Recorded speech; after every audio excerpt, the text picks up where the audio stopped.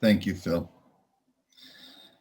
Good evening, everybody. It's so nice to see all your beautiful faces. Thank you for anyone who's got their video on. It's so much nicer. I know people are busy and doing various things, but it's just great to see all your beautiful faces. I am Michael Levinson. I am an alcoholic. Uh, it's a it's a privilege to be here tonight. It's a privilege to be asked to do anything in Alcoholics Anonymous. Um, I got sober in Jerusalem, Israel. Yes, it works there also. And I'll tell you that story. And about 4 years ago, I moved to Las Vegas, Nevada. And I immediately joined a home group. And our big meeting is a speaker meeting on Monday nights. And I went over to the secretary and I said, "Hi, I'm new in town. I'm joining your home group and I need a service commitment."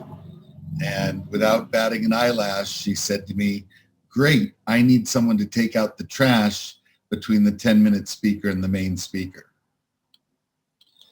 And without batting an eyelash, I said, "Thank you." And that's not me. That's Alcoholics Anonymous. You see, Michael Levinson, before he got sober, if he was to join an organization and ask for a commitment and was given trash, would have said, "Don't you know who I am? Don't you want to see my service resume? Don't you know that I was chair of inner group in Jerusalem and that I produced several successful roundups in Israel?" She didn't care, and neither did I. And I kept that commitment in my home group until a newcomer took it away from me. I love Alcoholics Anonymous, and I'm grateful to be here tonight. So I do have some vital statistics, my Alcoholics Anonymous statistics. I got sober by the grace of a loving God on October 10th of 2012. It was the day before I died. I have a home group. It is Connect the Dots of Las Vegas, Nevada. I have a sponsor whose name is Yisrael C. He has a sponsor whose name is Bob W. And those statistics are vital to my sobriety. And I hope that you have vital statistics in AA and that they're vital to your sobriety. So I like to tell a couple of stories about my drinking and about alcoholism to qualify and let you know that my seat in AA is bought and paid for. I was 2.5 years old and my parents were having a garden party, a lawn party, which means there were about 8 people sitting around in lawn chairs. You remember those old aluminum frame with the green woven? What is it with that color? They were either green or orange. What was up with that, right? And they were all drinking cold beer out of aluminum cans. And I was toddling between them, asking for sips of beer. And they all thought that was very cute, and they're all giving me sips of their beer, except for one woman who would not give me a sip of her beer, and I bit her on the knee. Now at 2.5, I'm not sure that's alcoholism, but it certainly describes something, right? So here's another story. And this is from the winter before I got sober. It's December, and we're living in Jerusalem, and it's snowing.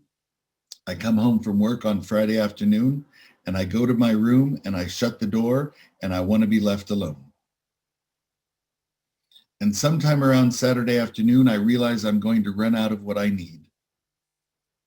And so Saturday night, I get dressed, and I'm about to take a public bus for an hour and a half on a Saturday night in the snow to get what I need.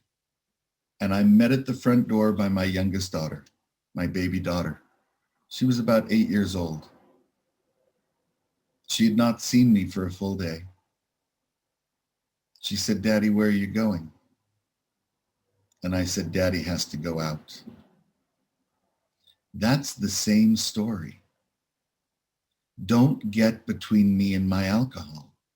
I don't care if you're a woman sitting at a garden party or my own baby girl. I will walk over you to get what I need. And that's alcoholism. I drink no matter what. I am not one of these guys who gets to put the plug in the jug. If I could put the plug in the jug, I wouldn't be here. There are 225 of us in this Zoom right now. And you know what the miracle is?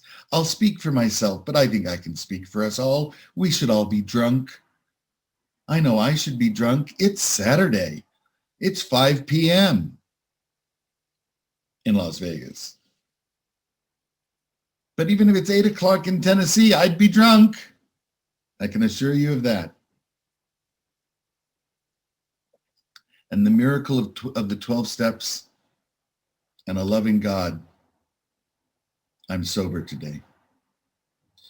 And I like to start, especially, I loved the fellowship before the meeting. We have some people in here with some serious time. And yes, it's one day at a time, and I'm going to talk about that. Time counts. And you know when time counts? Time counts when I'm working the program. And when I say the program, I'm talking about the 12 steps of Alcoholics Anonymous. Yes, I know a lot of people who put a bullet in their head with 20 or 30 years because they're suffering from untreated alcoholism.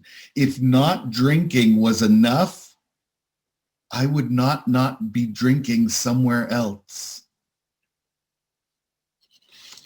But in the 12 and 12, in step 10, it reminds me of something, and I like to remind myself in front of all of you. In step 10 in the 12 and 12, it says, as insurance against big shotism. Big shotism. Anybody else? Right? Ha! How did Wilson know? How did Wilson know? As an insurance against big shotism, we can often check ourselves by remembering that we are today sober only by the grace of God, and that any success we may be having is far more his success than ours. I'm not here to report about my sobriety. I am here to report that the 12 steps of Alcoholics Anonymous works. And it works by the grace of a loving God. But why, if that's true, if the compulsion to drink has been lifted by the grace of a loving God, why am I here? Why isn't it just a one-step program? One step, admit you're powerless, God removes the compulsion to drink, and we're all good. But it's not true. It's not true. I have a physical allergy to alcohol. My body doesn't react well to beverage alcohol. And my brain won't let me stop drinking it. That's a bad combination. So I've got a physical allergy, I've got a mental obsession, and I've got a spiritual malady. And that's what 2 through 12 is treating. The spiritual malady that comes with alcoholism. A couple of years ago, my brother came to Las Vegas. He is not an alcoholic, although he is a hard drinker. He came in the night before his wife. She's a professor. She couldn't get away the same day. He came in and he said, Michael, Rose is not going to be interested in going down to the Strip. And so I'm wondering, maybe we'll go down tonight. There's a bar I'd like to check out down there. And the book tells me that I can go where I need to go and do what I need to do, as long as I have a purpose there. So we go down to the Chandelier Bar at the Cosmopolitan Hotel and Casino, and we sit down at the bar, and I order my $7 bottle of water.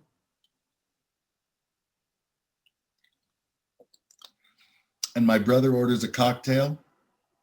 I don't want to get into it, but it was a beautiful thing. Beautiful thing. Oh, they've stopped using crushed ice in cocktails. I don't know how many of you keep track of these things. I do. They use this one single big ice cube now in the fancy. Oh my God. He orders this cocktail, and 2 young women sit down next to us about the same time, and they each order a cocktail. And I sit for 45 minutes and watch 3 adult human beings drink a cocktail. And if you relate to that part of this story, I'm not diagnosing anyone, but you may not need to be here on a Saturday night. Just saying. I said to my brother, you see that bottle of Patron over there? Bring it on over here, line me up 6 double shot glasses, because I don't want to have to refill. And I'll show you how we drink. And if you relate to that part of the story, welcome to Alcoholics Anonymous. I'm a doubles drinker. I've always been a doubles drinker. I was an airport drinker. For many years, I lived in Israel. I was in international high-tech product development and traveled quite a lot. I love to drink in airports. Anyone else? Airport drinkers? I love to drink in airports. And I don't know if any of you remember in the 90s and the early aughts, all the bars in the airports used to have this special. You got to double the liquor for an extra $1. And I always wondered to myself, who wouldn't do that?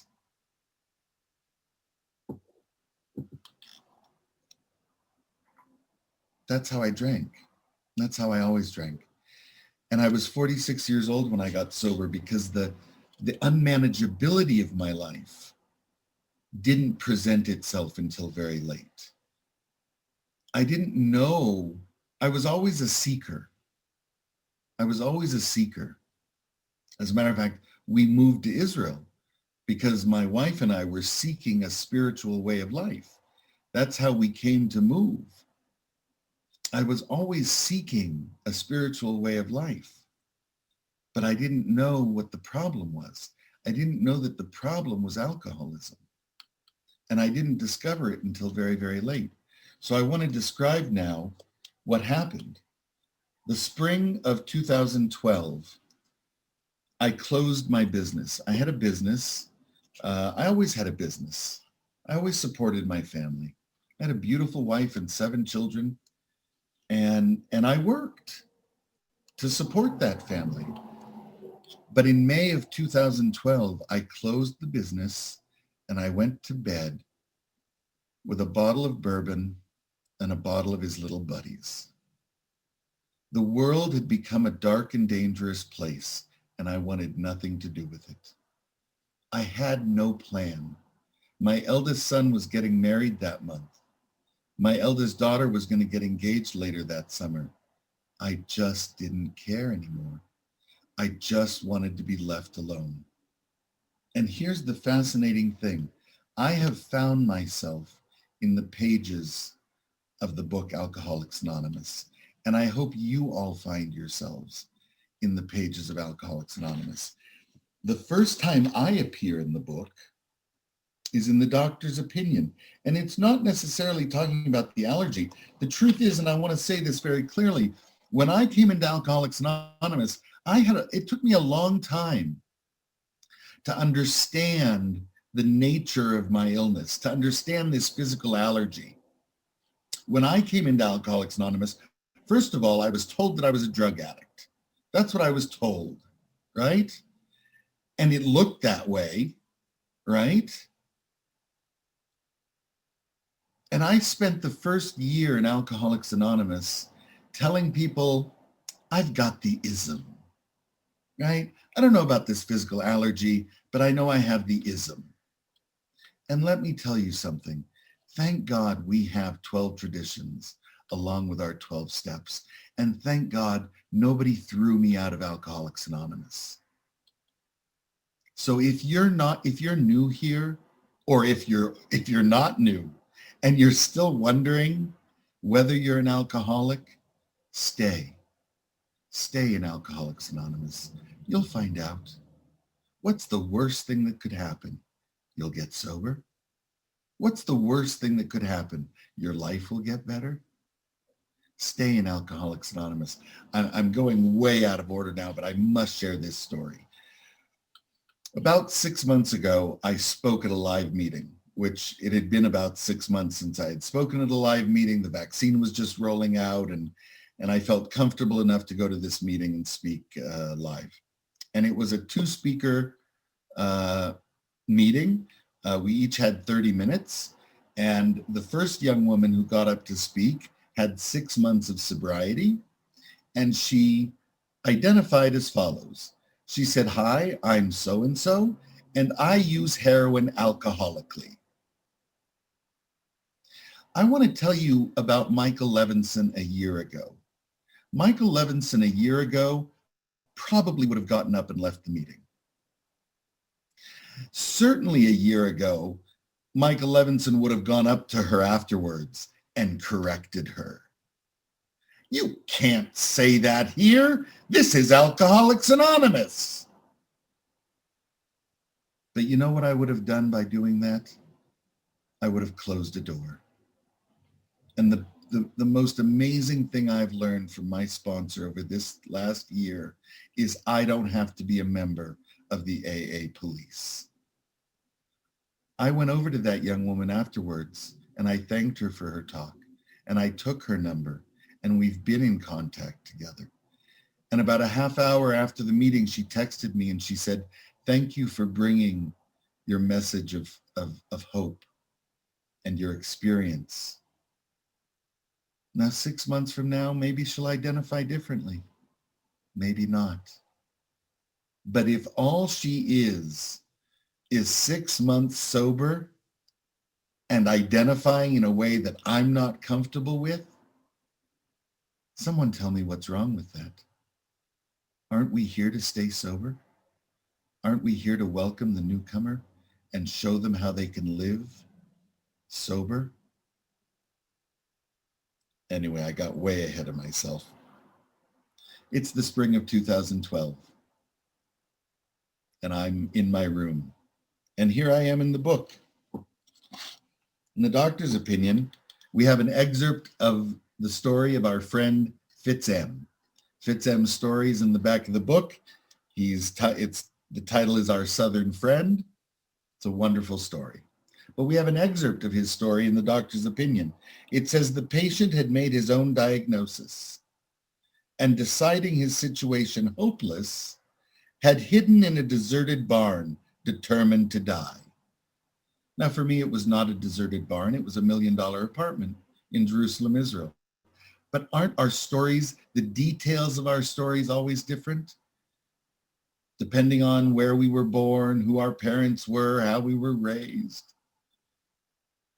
He was rescued by a searching party and in desperate condition brought to me. In September of 2012, my own father threw me out of my own house. I did not go quietly. I went screaming and yelling and cursing my own father in front of my own children. And while I am not proud of that fact, having done a proper fourth and fifth step with a sponsor out of the book, and having made amends to my father for the actions that I took on that day, but the miracle is that I see that day now in an entirely different angle. I did not see it as a search and rescue party on that day, but I certainly see it that way today. And I have eternal gratitude to my father for saving my life on that day in the only way he could have. And I ended up in a rehab. It was a 7-month lockdown program. I was there for 8 months. I'm a slow learner. And it was the physical manifestation of the first step. I was introduced to a word in that rehab that I did not have in my vocabulary. It was a word that I had never heard before, didn't understand it. And that word is powerless. Powerless? I have no idea what that is. I am all powerful. As a matter of fact, I'm God. I'm certainly playing God, which is a strange place for a religious man to be. I was a religious man when I got sober. I was a religious man most of my adult life. And I'm playing God. You drink too. Very confusing. Very confusing. And they took me to a meeting of Alcoholics Anonymous. I understand that this meeting is going to be starting their live big book study again. I think that's wonderful. I myself am fully vaccinated and have started going back to live big book studies. I think they're critical because we read the book line by line, page by page. And this was not the first meeting that I was at because I was very befogged when I came in. I was 2 years sober when the members of my home group admitted that they had all bet against me.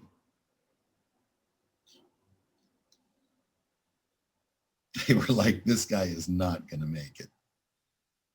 They used to make me read the 9-step promises every week at the end of the meeting, and every week I cried because I did not believe those promises were going to come true to me or for me. And I'm happy to report, because remember, that's what I'm here to do. I'm here to report that those promises have come true, every single one of them. But this is what I heard at the first meeting that I was listening to. On page 53, it says, when we became alcoholics, crushed by a self-imposed crisis we could not postpone or evade. Sounds like my story. We had to fearlessly face the proposition that either God is everything or else he is nothing. God either is or he isn't. What was our choice to be? And I'm very confused by that at the time, because I'm in a big book study. I know that there's 164 pages in our basic text. I know that step 12 ends at about 103, right? Then there's all the chapters nobody reads, to wives, to employers. That sometimes, you get a rogue meeting that'll read a vision for you. We're halfway through our basic text. What does that mean when we became alcoholics? Scott Redmond of blessed memory used to say, alcoholism is contagious. We catch it through our ears. I became an alcoholic in the rooms of Alcoholics Anonymous. I listened to you share. I listened to how you drank. I listened to how you felt. And I said, if that's how you drank and that's how you felt, I must be an alcoholic. And as for God being everything or else he is nothing, that's the decision that I have to make. And I only make a decision in step 3. But I make a decision to turn my will in my life. And I love, sponsees love to ask me, what's the action? What's the action? Let's do 4 through 9. That's the decision I'm making, is to do the rest of the steps. And steps 4 through 9, there's a certain mechanical quality. I myself went through a religious conversion process in life. I did not convert from or to I stayed in the religion of my father, but I went from being a fairly secular person to being a very, very religious person. And it was a conversion process, as William James talks about. And the step process is very similar. We come into Alcoholics Anonymous and I'm desperate. I'm desperate.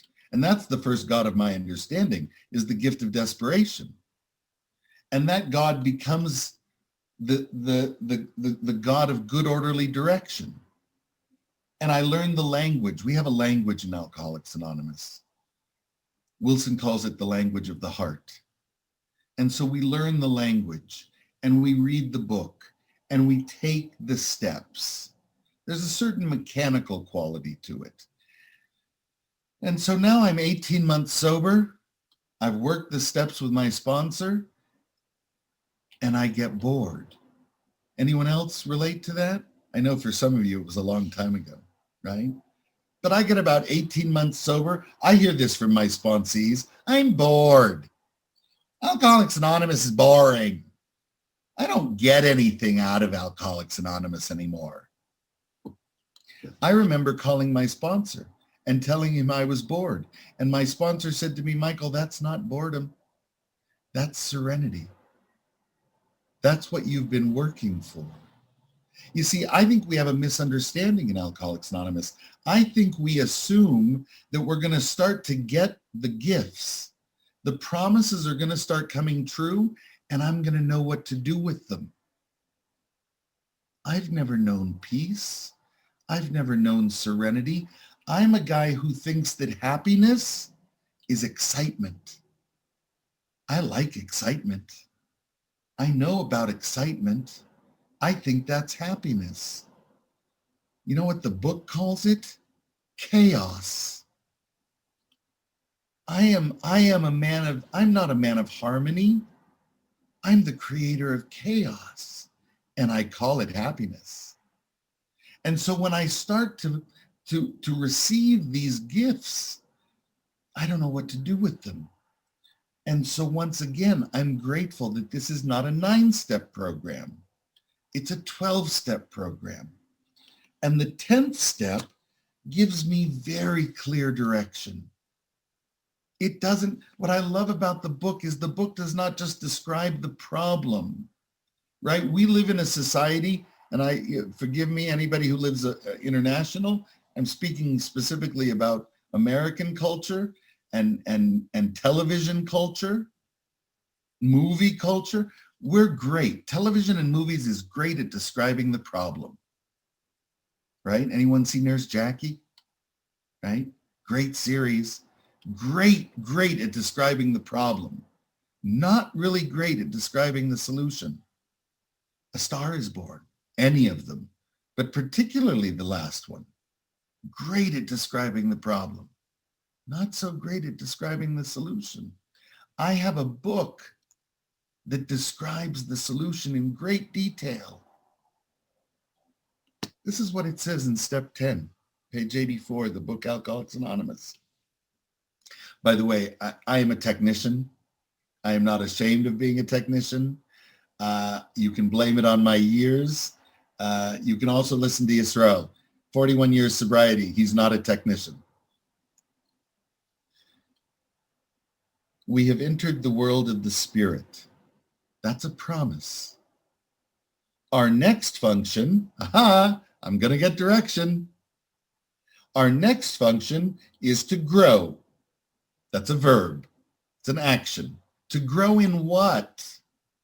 I don't know about you, but everything I learned in Alcoholics Anonymous in the first year and a half is all the knowledge I needed.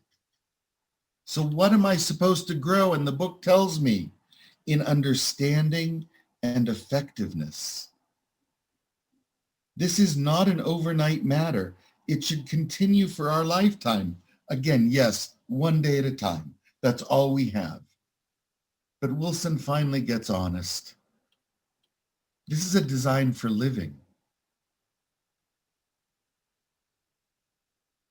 It should continue for our lifetime. Continue. Continue to what? To watch. There's a verb. There's an action. What am I watching for? Selfishness, dishonesty, resentment, and fear. But wait a second. Didn't I do 6 and 7? I don't know about y'all, but my defects of character visit me with alarming regularity. And yes, Phil, I stole that from Bill Cleveland. Right? So the book tells me that I have to continue to watch for those things. And then the book tells me when these crop up, not if, but when. And now I'm going to get very specific direction. If I ask this meeting, if it was such a format where I could ask this meeting or any meeting of Alcoholics Anonymous, I should continue to watch for selfishness, dishonesty, resentment, and fear. When these crop up, what do I do?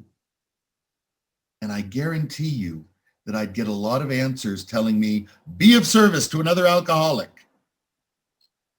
Be of service, help another alcoholic. Yes, that is true. Service is a critical part of my triangle. But that's not what the book says. The book says that when these crop up, we ask God at once to remove them. That's a prayer. Welcome to Alcoholics Anonymous. This is not group therapy. This is not self-help. This is a spiritual miracle. And I have to be prepared to ask God at once to remove them. We discuss them with someone immediately. More action. I have a sponsor who I speak to regularly. I have a network of sober alcoholics, men and women. Some are here on this meeting with me tonight. I have sponsees. Thank you, gentlemen, for being here, who keep me in line and make amends quickly if we have harmed anyone. Quickly, I have a,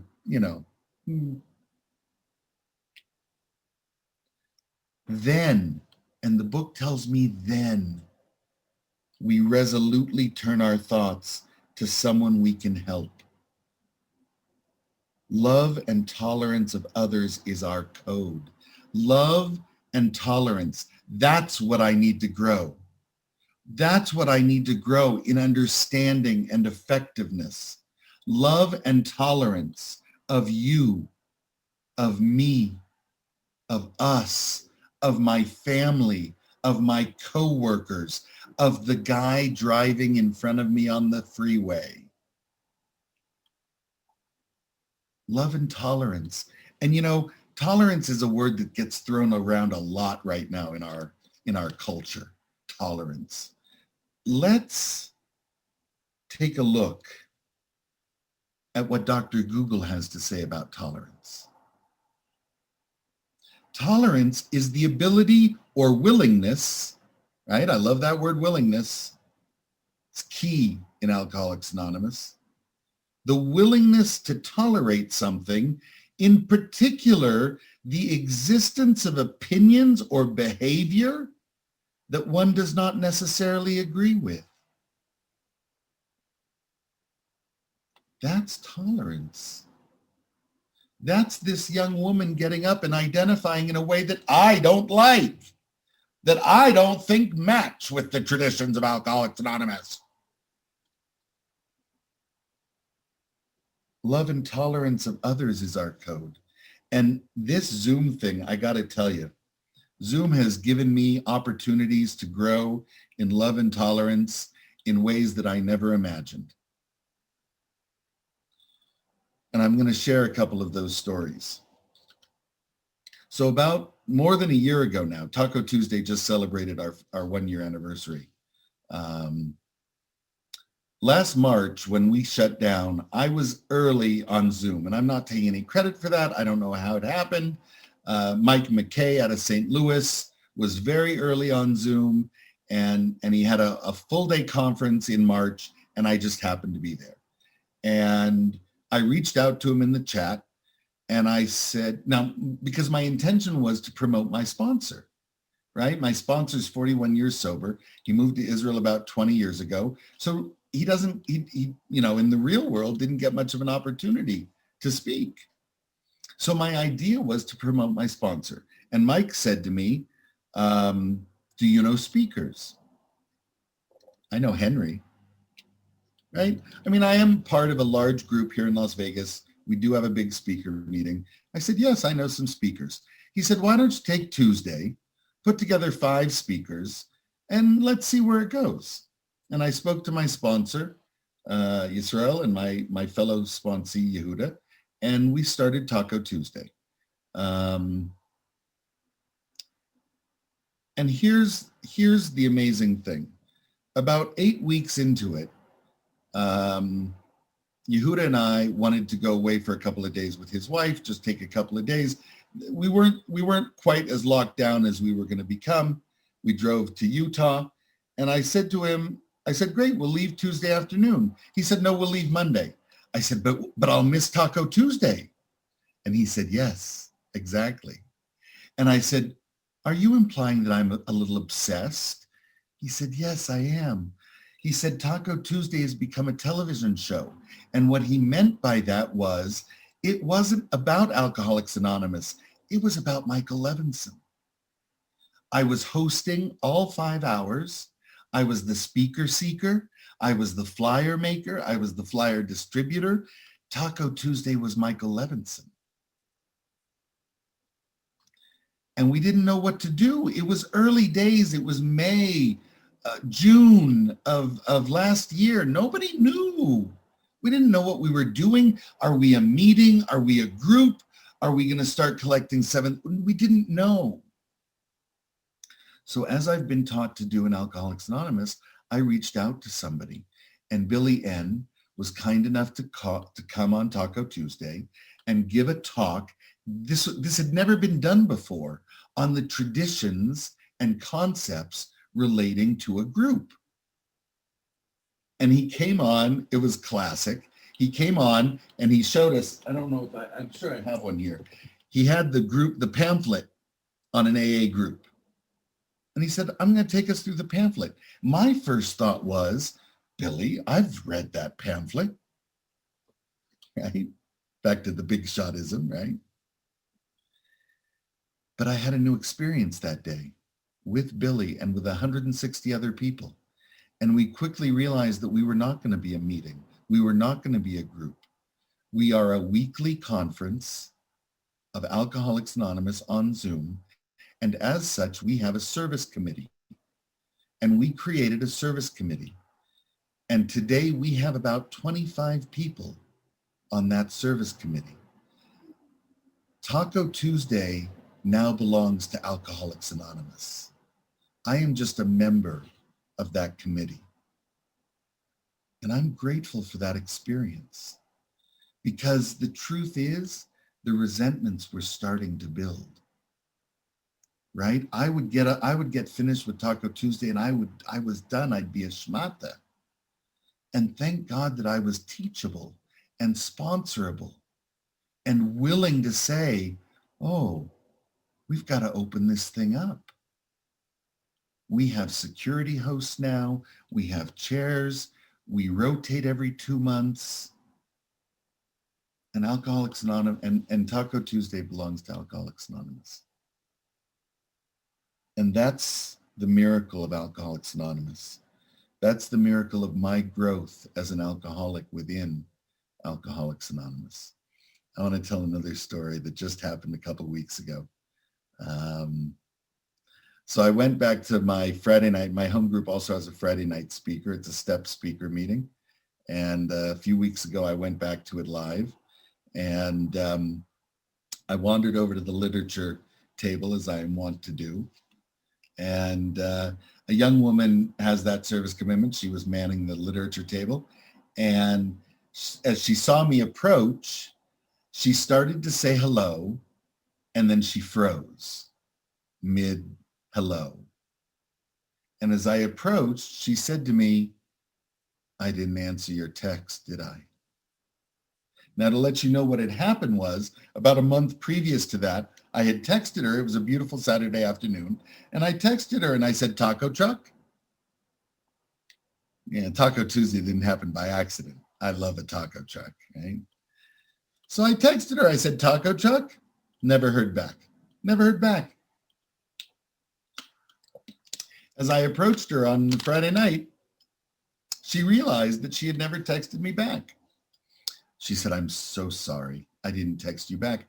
And I said to her in my glib, smooth, I said, that's no problem. I've been ignored by better. Wow. Come on. Where's my Emmy? I should be in LA writing television. What a great line.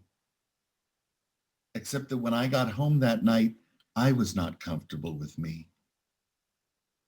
I was not comfortable with what I had said. And I texted her the next morning. And I said, I reminded her what I had said. And I said it was unnecessary and unkind. And I waited quite a while to get an answer. Oh, and I told her, you know, if necessary, I will make amends live. And she texted back later that day. And she told me I was sweet. And she told me it was unnecessary. But you see, I make amends for me. I'm uncomfortable when I am unkind. I'm uncomfortable when I say things that aren't necessary. That's what it's talking about here. Love and tolerance of others is our code. That's what it's telling me when I need to grow in understanding and effectiveness. I still think things, but I don't have to say them. I don't. I don't have to say them. And I've learned this from my sponsor. I've learned this from watching my sponsor. One of the greatest things that's happened on Zoom is that I get to be a part of my sponsor's home group. Somebody mentioned it during the fellowship. It's the Mediterranean group on Wednesdays. We meet at 9 p.m. Israel time. That's 11 a.m. here in Pacific. And so I get to join my sponsor every week at his home group. And it's been a miracle. The growth has been tremendous, both for what he does say and what he doesn't say. I remember about 6 months ago, I was at the Mediterranean group and I had a resentment. I had a resentment. I didn't like the speaker. I didn't like the shares. And here's the worst part is I'm texting my own sponsor about it. Blah, blah, blah. Oh, because I must admit, and this is terrible to admit, but I'm a texter on Zoom. It's so funny going back to live meetings now, because before the pandemic, you never would have caught me texting during a meeting of Alcoholics Anonymous. I'm having difficulty now not doing it because I'm a texter on Zoom, right?